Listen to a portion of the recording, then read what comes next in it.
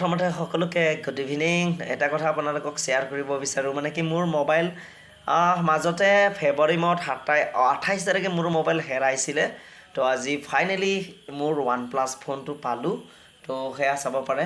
বৰ্তমান যোনে চুৰ কৰিছিলে সি পূৰা উৰাই দিলে। সেয়া মোৰ যিমান ইয়াত ডকুমেণ্টছ আছিলে, মই বেলেগৰ এই মোবাইল দি মই বহুত কেইজনক মানে কি এপ্লাই কৰোঁ অনলাইনৰ কাম, PAN card, voter ID, card certificate, birth digital. বেছিকৈ মানে মোৰ বেয়া লাগিছে, মানে কি যিমান মোৰ ভাল ভাল ফটো আছিলে, মোৰ দেউতাৰ ফটো ভাল ফটো আছিলে, মোৰ দেউতাৰ আৰু মাৰ ফটো, লগতে মোৰ ইম্পৰ্টেণ্ট ডকুমেণ্টছ আৰু মোৰ মাহঁতৰ ডকুমেণ্টছ মই এই মোবাইলতে গোটেইকেইটা ডকুমেণ্টছ মই ইয়াতে ছেভ কৰি দিছোঁ। কিয়নো মই ক'ৰবাত যদি যাওঁ এমাৰ্জেঞ্চি সময় মই এই মোবাইলৰ পৰা যাতে মই বিচাৰিব পাৰোঁ, যাতে ঘৰত ডিষ্টাৰ্ব নিদিওঁ কল কৰি যে আমুকৰ ডকুমেণ্টছ চেণ্ড কৰকচোন বুলি। মই মোবাইলতে চবকেইটা ডকুমেণ্টছ মোৰ মানে ঘৰৰ যিমান পৰিয়ালৰ ডকুমেণ্টছ আছিল, মই আপোনাৰ এইখন মোবাইলতে মই ছেভ কৰি দিছিলোঁ ডকুমেণ্টছ বনাই।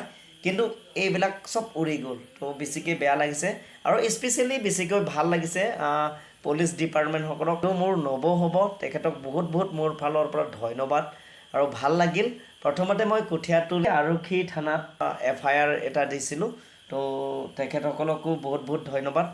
তেখেতসকলে ডাইৰেক্ট ট্ৰেন্সফাৰ কৰিলে মোৰ FIRখন কামপুৰ পুলিচ ষ্টেচনত।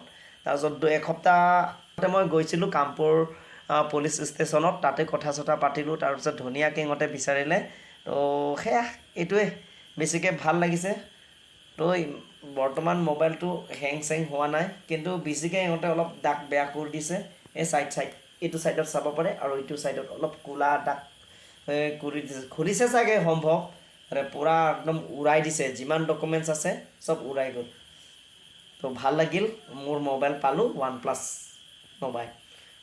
এইখন মোবাইলে হেৰাইছিলে।